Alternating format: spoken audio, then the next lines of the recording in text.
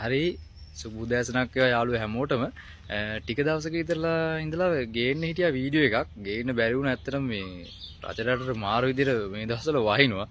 ඉතින් මේ හින්දා වීඩියෝ එක කරගන්න බැරි වුණා මට.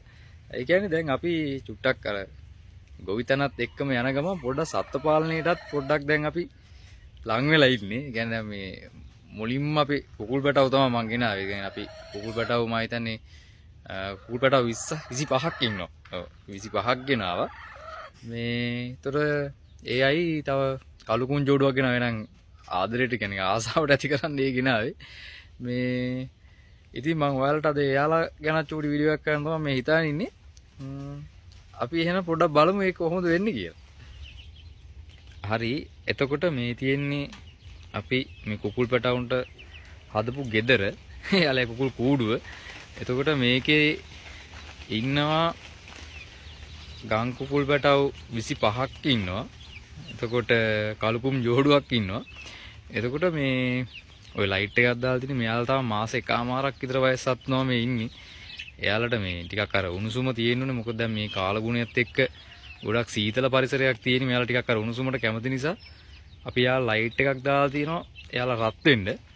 එතකොට මේ අපි මේ හදලා තියෙන මේකත් මේ භූමියත් සම්පූර්ණ වට කරලා තමයි හදලා තියෙන්නේ. සාමාන්‍යයෙන් අඩි 5ක විතර උසට මේ මාළු දලක් අරන් ඇවිල්ලා ඒක වට කරලා තියෙනවා සම්පූර්ණ. මොකද මේ ක්‍රමයට සත්ත්ව පාලනය අඩසියුම් ක්‍රමයටද සත්ත්ව පාලනය කියලා කියන්නේ.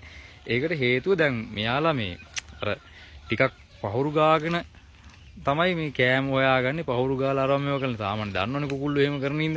එතකොට මම හිතාගෙන ඉන්නවා ඉස්සරහට ඉදිරියට මේ කොටසේ සම්පූර්ණ මේ අපේ වත්ත තියෙන මේ ටික ඔක්කොම සුද්ධ කරලා සම්පූර්ණ මේ වගාවක් කරන්න. ඒතකොට මේ වගාවට සිද්ධ වෙන්න පුළුවන් හානිය අවම කරගන්න තමයි මේ විදිහට වට කරලා එයාලා හදන්න තීරණය කරේ. මෙයාලා මේ බිත්තර සඳහා ඇති කරන කට්ටිය. එහෙම නැත්නම් මේ මස් පිනිස හදන සත්තු නෙවෙයි.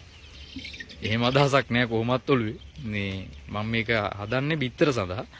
ඉතින් මේ ඒක තමයි මට ඔයාලට කියන්න ඕනුනේ. මොකද දැන් සරුබිම අපි ගොවිතැන වගේම ඉන්ටර්ලොක් වැඩ, එතකොට සත්ත්ව පාලනය තවත් ඉදිරියට මේ ගොඩ හරි ඒ විදිහට තමයි සරුබිම අපේ සත්ත්ව පාලනය සිද්ධ වෙන්නේ. දැනට නම් ඉන්නේ කුකුල්ලු විතරයි. ඉස්සරහට බලමු තවත් දේවල් ටිකක් කරන්න.